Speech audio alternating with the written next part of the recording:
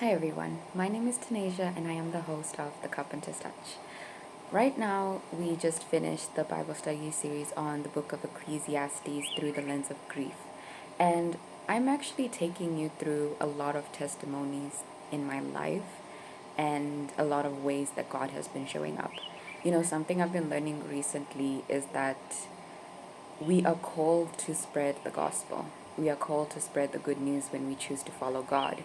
And I realized that that doesn't just mean like sharing, yes, what Jesus did on the cross, but also it's like what what is the good news that he has done in your life? How can you like vouch for him or something? So I just want to be sharing with you like who am I and how God has been showing up in my life. One of the things that I want to share with you today is my natural hair journey and how God has met me with my hair. And it's like a small thing, but at the same time, it has been a journey and has been a huge impact on my life and my faith and my walk with God. So I just want to share that with you. And another thing is that the reason why I want to share it with you is because I'm very passionate about hair and my hair, and I feel like God is calling me to do something about it in this ministry. So I think this is like the starting point of it, at least. So let me just start by sharing my journey with you from, I don't know, should we start from the time I was a baby? I had hair. I don't know. I don't remember my younger years, okay? But I'm just going to be sharing with you at least what I remember. So there was me as a baby with hair. From the pictures I can tell it wasn't so bad. And as a child, I've got notes here. I've got notes here in case you see me looking down. I'm reading the notes.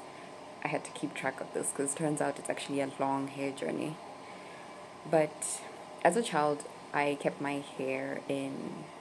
Well, as a child, I didn't do anything for my hair. It was my family that looked after my hair, not me. So they kept my hair in protective hairstyles or relaxers, I think. I don't know if I don't know at what point did they start relaxing my hair, but for as long as I could remember, my hair was relaxed, and my hair would be in protective hairstyles like this, for example, or like in cornrows.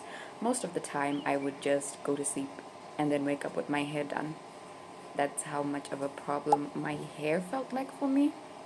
So I wasn't always keen on doing my hair or in love with my hair like that. So growing up, I mainly had my hair in braids with no added hair. I kept it like this, and I guess it's because I grew up with my hair like that, so it didn't seem out of the ordinary. And most of the time, my hair was straightened with like a straightener, or it was curled and like combed out and styled and things like that. But that was just mainly what I did in my hair. It was relaxed for as long as I could remember. And then I got to high school, and that's when things started changing. Well, high school, I had my hair in braids with no added hair, right? And then one day I just got bullied for that by a guy, and I was like, okay, I'm never doing braids again because I don't know what he had said. It was something about like chickens. I don't know how that correlated to the hair or what, but as a child, I was very influential. So I was like, okay, this is the first time a boy is talking about my hair like this. So I'm insecure. And I stopped having my hair in braids like that. So after that experience, I kind of just took a step back from doing all of that and then moved into keeping my hair in curlers or keeping my hair straightened. It was what I knew, and it is what I grew up with until later on in high school. I started seeing everybody get braids, and being influential, I was like, I want to get braids too. Yeah, let's do that. And it's funny, really, because it reminds me of how everyone was getting glasses at one point. I don't know what was going on with everyone's eyesight. And I was like, I want to get glasses too. Turns out I actually really needed the glasses. Like, my eyesight was not okay. So, it was an interesting experience being in high school, I have to admit. But that's a video for another day. I started getting braids. I did not like it. It was painful, it was uncomfortable, and it was just heavy and itchy, and it was not for me. I think the first braids I got, I removed them within days, or like in a week, and I was just like so shocked when I saw other people staying with them like for as long as a month. I was like, you guys are crazy. I didn't know what is going on with you guys. Plus, I would go do my braids, and then people would be like complaining about my hair being too soft and stuff like that. So that wasn't really a good experience, but I got into it because I was like, why not? You know, everyone else is doing it, why not? But eventually, I just kind of took a step back from it. It wasn't for me, couldn't really force it. So I started getting into like big hair. I liked it when my hair was like brushed out or dried up. I kind of liked it when it was like wet sometimes and it was relaxed and it had like little waves and stuff. So I got into that, but it was very unkempt, and my parents would complain about it or my teachers would complain about it. And I remember one instance when I went to do a test or something and I was late and my hair was out and big and everything, and I was like, I don't care, you know, I'm just gonna leave my hair out. And it was dried up, mind you, relaxed, so it was really like big. And then after that, the teacher just came and she tied my hair for me, telling me how unkempt it was and stuff like that. And I was like very angry about it because in my head I'm like, you know, who are you touching my hair like this? What are you doing? But then at the same time, now that I'm older, I'm looking back at it. I'm like, man, um, they were right. You know, especially when I look at pictures, I'm like, they were right. I should have not been walking around with my hair like that. It did not look tidy.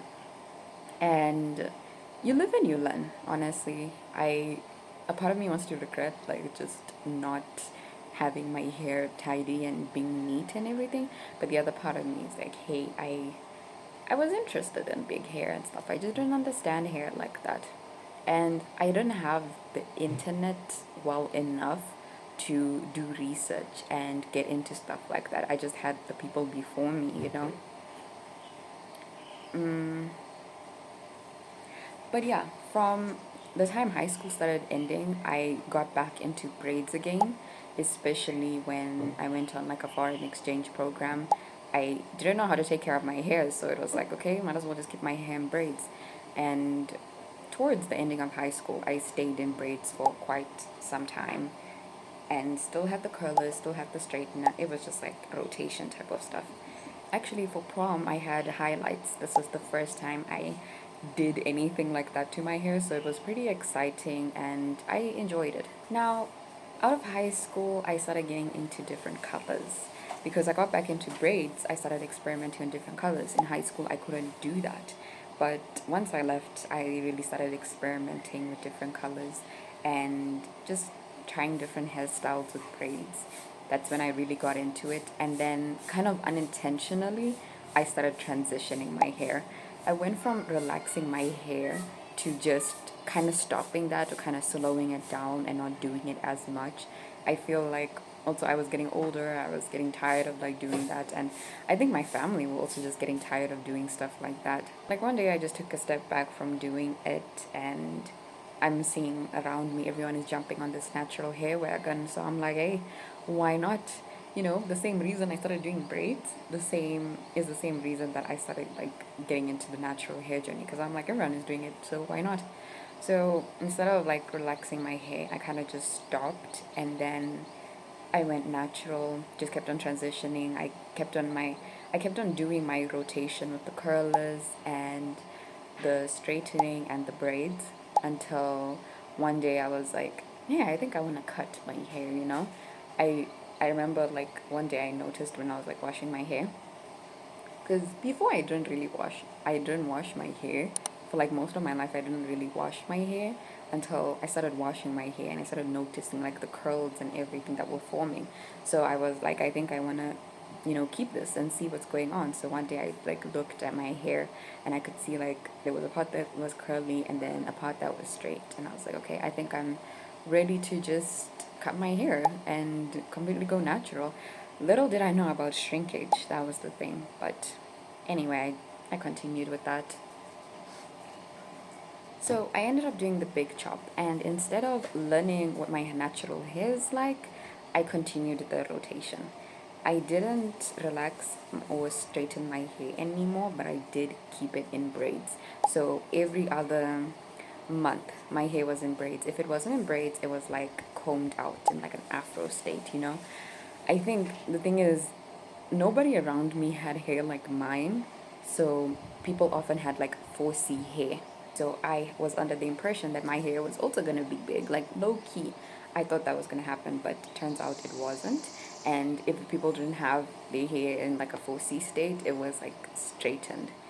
And I just felt very lost, so I thought, okay, let me just keep my hair in braids. And I'll figure this out eventually. But the thing is, I didn't figure it out and I didn't learn my hair, so that was really hard for me. But now, when it was like COVID, that was when I thought, why not dye my hair? And that's really when my natural hair journey started, because I didn't know what I was getting myself into. I remember posting on like my status being like, hey guys, what do you think I should, what color do you think I should dye my hair, you know? Silly me, like, honestly. But I was aiming for white, and then I didn't get white. It turned into orange. It was a failed attempt, very bad fail. And then from there I gave up on white and thought, okay, let's go for pink. I tried pink. It didn't come out as pinkish as I was hoping. So that was a fail, and I kept it in my hair for some time, and then I was like, okay, cool, we'll leave it at pink, you know, for a few days. I don't even think that lasted a week, but it stayed for some time. And then I was like, I'm over this. I'm ready to dye my hair black. Simple. I tried to dye my hair black and it was also a fail. I had this like brownish, purplish color. I remember being stopped and like asked, oh, how did you get your hair that color? It looks so pretty and everything. I'm just like, guys, I don't know how to tell you. It's a mixture of failures, honestly. So that was just a fail. But it wasn't bad. It honestly didn't look bad. It looked okay, and I just wasn't having it. And I didn't understand my hair initially. So after all the dyeing and everything, it kind of changed my hair like type and hair texture. So that made it even harder for me to like my hair. So from there, I thought, okay, fine, whatever. Let me just put my hair in braids. I kept my hair in braids for some time, and after that, I could tell like my hair was growing out, and I thought, okay, great, let me cut my hair. So I tried to cut my hair, and I did like, I don't know if it's a pixie cut or not, but I tried to do like a simple cute cut and everything. It lasted for some time. I was happy with it. It wasn't too bad. I thought, okay, I could rock this. I could do. At this point, I was delusional. I'm not gonna lie. I was very delusional because let me not say I was just delusional. At one point, I remember being on the phone with my now husband, and I was just in tears and crying and breaking down. That's how we kind of got to the point where it's like, we're not going to be experimenting on hairs like this. I tried to braid my hair. I tried to cope with it as best as I could, but I was losing my mind, and I was like, okay, I'll just cut it. It's fine. And after some time, I was like, okay, I think it's grown out for a bit. Let me cut it again. And then that's when I did the actual big chop. And I remember being very delusional. I think there's no other explanation. I was just quite delusional because people were telling me, like, your hair is still very short. If you cut it now, it's going to be extremely short. Plus, shrinkage in the picture, it's not going to work out. And I was like, no, guys, it's okay. It's okay. My hair's long. It's okay. Like, do you know? I don't know if you've ever seen the TikToks and stuff like that, where it's like, you're doing your hair, and then you see people like doing it longer, being like, I'm speaking this into existence. That was my mindset at the time. My coping strategy. Mind you, around this era, I was getting into Brad Mondo videos, fell in love with the videos, fell in love with learning about hair, and I found out that, I've got a passion for it. I don't know what to do with this passion yet, but right now I just know that I have the passion for it. And after I did the big chop, I I thought, okay, this is it. This is the big chop. We're gonna start again. We're gonna start afresh, and I did it right just before my birthday, so I was feeling like New Year, new me kind of vibes. That was another reason why I was interested in doing it. I continued with my hair in braids even after the big chop, and I continued leaving it out. I started practicing, like, what is it? TWA hairstyles. I started practicing wash and goes. It was really a nice era, but then at the same time, I was like, no, I want my hair to grow. I want my hair to be long again. I don't like it being this short, and I had to spend some time with it being short before I could fully get back into braids because it was short. It was hard for people to do braids on it, or I just wasn't ready for people to be pulling my hair that much. So I was like, let me not. So I kept it out. I combed it out most of the time, or I just tried to do simple hairstyles with it. But then I really got into like growing my hair out. So I started watching videos on how to grow my hair out, how to do protective styles, how to do all that. That's how I ended up learning how to do my own braids because I went to go get my braids done once, and this was the last time. And the person just kept on complaining, and it was a bad experience. So in the end, I was like, you know what, I'll just do my hair from now on. And I'm pretty sure, no, that wasn't the last time I had my hair done by somebody with braids, but it was the last time for a very long time. So I ended up getting into not only like braids with added hair and learning how to do that by myself, but I got back into like doing braids with my own hair and came over that trauma that high school brought on me. So during this era, I got really, really obsessed with doing my hair, with trying to figure it out and everything. And yeah, I use the word obsessed because around this time, that's when I found Jesus. So when I found Jesus, I gave my life to him, I gave my all to him, and that left me at one point just being pruned and healed and stuff like that. And along this journey, I found myself being convicted of having my hair out. So when I was convicted, I was like, okay, what does this mean? And I felt myself being called to veil, to cover my hair. And I didn't realize it at the time that this was a fast I was doing, but I just felt like I was being called to do it. And it was so much that I thought, like it was so heavy on me that I really thought that I would be veiling and covering my hair for ever, and the only person that would ever see it was my husband. But I realized halfway through this fast that that wasn't the case. This was just a lesson and a surrenderance to God, understanding that my hair is it's mine. Yes, it's my own, and I need to learn to love it and learn to take care of it. But at the end of the day, it belongs to God, and it is for His glory.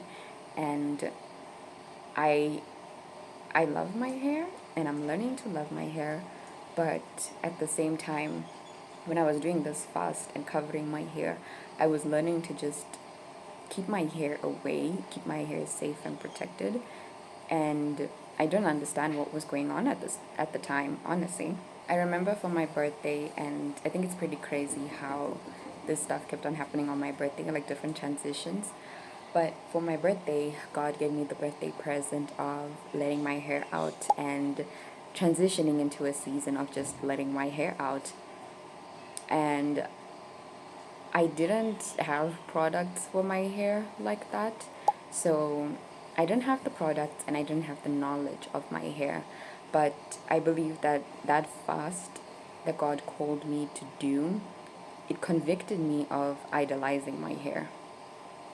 And it convicted me of worshiping myself more than worshiping God. I put myself as an idol, I put my hair as an idol, and I just I I got obsessed with trying to grow my hair out, trying to because the goal was to have long waist length hair.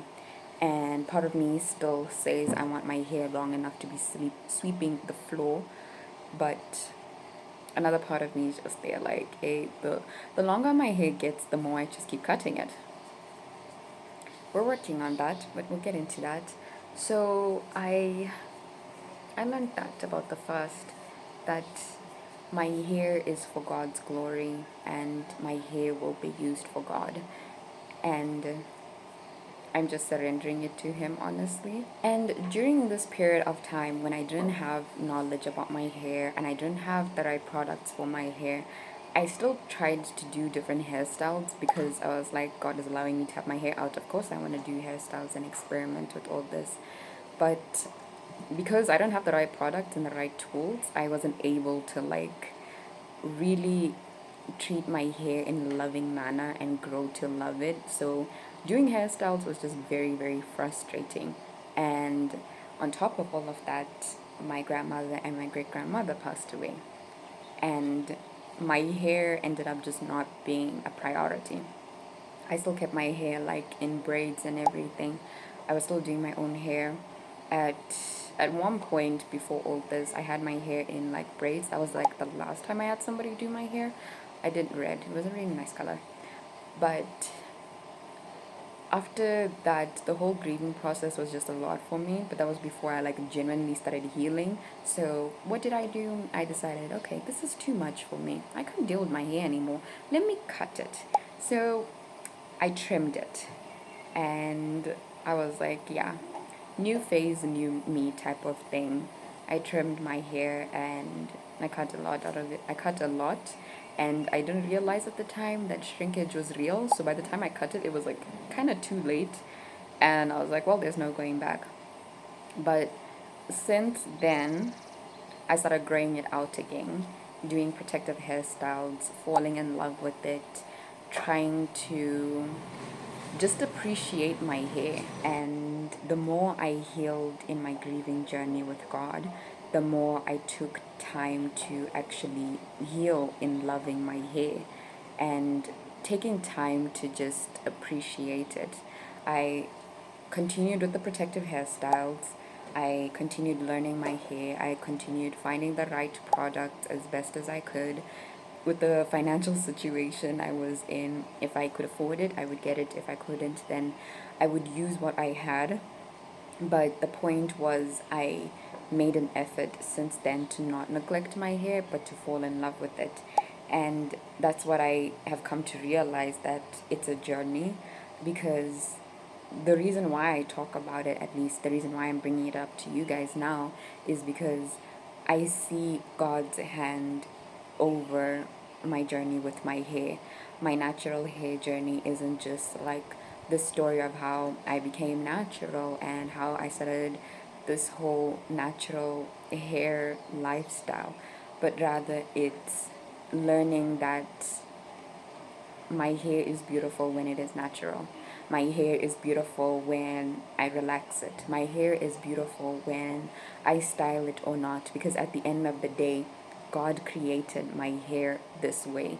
And at the end of the day, He crowned me with this glory of my hair. Like, what? There's a Bible verse that says, a woman's hair is her glory. So I'm learning that there is beauty in having your hair out. There is beauty in loving your hair. And if you cut your hair, if you don't cut your hair, if you do this with your hair, if you don't do this with your hair, at the end of the day, our lives should be in living testimony of the goodness of God. And my hair has been the living testimony of the goodness of God, because I don't obsess over it anymore. I still struggle with like wishing it was bigger, and like wishing, I think right now actually what I'm struggling with though, that I have to admit, is I want my hair sweeping the floor, but at the same time I'm okay with having it short. And every time I trim my hair, I get scissor happy. And at the same time, I think I'm just struggling to find other people with like the same hair type as mine. And this leaves me just feeling confused on how to take care of my hair, because I'll be watching people like post videos on how they keep their hair curly and do stuff like that, and I'll try to do the same routine, but my hair is not coming out the same way, and that gets frustrating. So that leaves me just feeling like a bit insecure about my hair. But what I'm learning is that my identity is in Christ and not in my hair.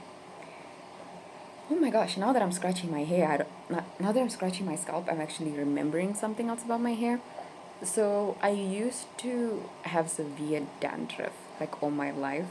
I don't know, this is a part of hair, so we'll talk about it. So around the time when I did the big chop, I started experimenting with things to do with my hair. Since my hair was pretty short, I was trying to like figure out how to grow it out, and I started getting into like onion juice and rice water and stuff like that. And onion juice actually helped my hair more than I expected. I found myself like not having issues with dandruff anymore. I did this wash like every week. I would do it as a pre-poo, and then I'd use the rice water as like a protein treatment afterwards. And that left me with protein overload. I learned what protein overload was. My hair was not okay. It was not healthy. It was not well. But I learned more about my hair through that experience as well. And I found more YouTubers who taught me about hair and things like that. So it really is like a trial and error when it comes to doing your hair. Now I can't do it anymore. My dandruff ended up coming back when I went on Accutane. My skin is a whole other journey we will get into in a different video.